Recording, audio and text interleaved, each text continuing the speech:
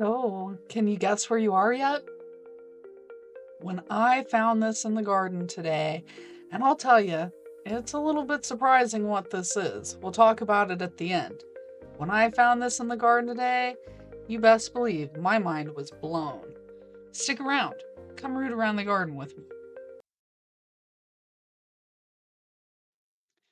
Yep, so here it is. I've got a couple little pallet beds I made here. This is just like our second year at the house, so these are the palettes from last year, and you'll notice I have a whole bunch of this ground cover, and it goes everywhere. We're going to talk about that in a minute. But first, let's get to digging. I don't know what this is. It's some little weed. Definitely don't want it, so it's getting out of here.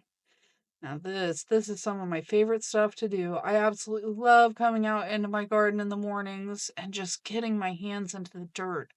It is so relaxing, so calming. You know, we come from the dirt. We are meant to be with the dirt. So get you some dirt today. Now I was looking at this and I'm not exactly sure what it is. So I just left it. But that, yeah, I don't need that. That can go. Go ahead and get rid of that. And this is Creeping Charlie. So, if you don't know anything about it, this is also known as ground ivy. It is an invasive plant. However, it was brought by the European settlers as like a cure-all medicine. And so many people want to know how to get rid of this thing because you can see it's prolific, right? I'm right here. I'm just trying to pull it away to keep it away from the areas that I don't want it in. See how it's yeah. He decided he's gonna go live in my garden box. I don't think so. Get out of there. But everywhere else. Um and I love this stuff because so many people want to get rid of it, but look at how effective it is at creating a ground barrier. Like it is really great at blocking out other weeds, but you see, other stuff can grow. What's this? I got a little bit of lettuce, volunteer lettuce. So last year, apparently, my lettuce had gone to seed, and there's one of the volunteers. Now, this right here, this is burdock.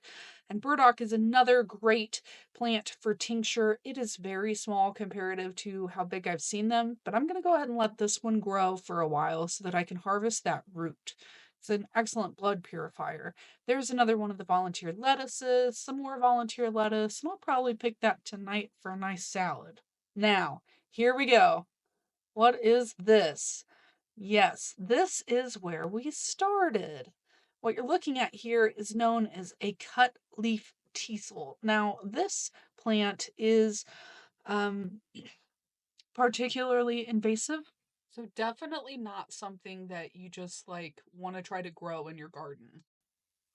And you can see just how big it is. Now, this is an interesting plant because I thought that this was one of my horseradish from last year and did not realize that this was a teasel.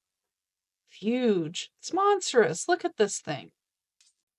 So we're going to flip this over and I will try to show you why these things are so difficult. You can see the edges of the leaves.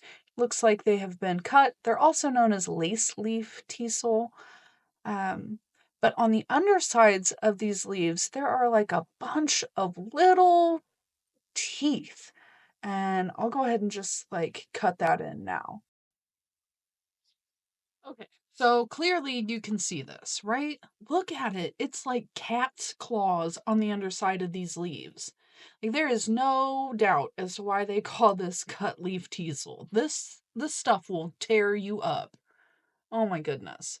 So the other thing that really drew me, now this is where we started. And you see these leaves are joined together and it's in such a way that they literally hold water, which blew my mind. Like this plant is full of these natural pools. Um, so that's why I'm not cutting it down right now. I'm absolutely not going to let it go to seed. Not going to be spreading invasive species or anything, but for sure, I just think that it's so awesome that these plants have this cup ability. So, Yeah, I'm trying to get pictures of the little bugs, but it's hard with the camera. Anyway, as you can see, there's some little creatures who are on it. So yeah, I know that water attracts life and birds. So hopefully having this up there will help water the wildlife. Again, there are those dang teeth. Man, this thing, ugh, it's rough. Okay, well, that was cut leaf teasel. Here's something else I saw in the garden today. All right. From our porch to yours, thank you so much for watching, and I hope that you have had a good time. Blessed be.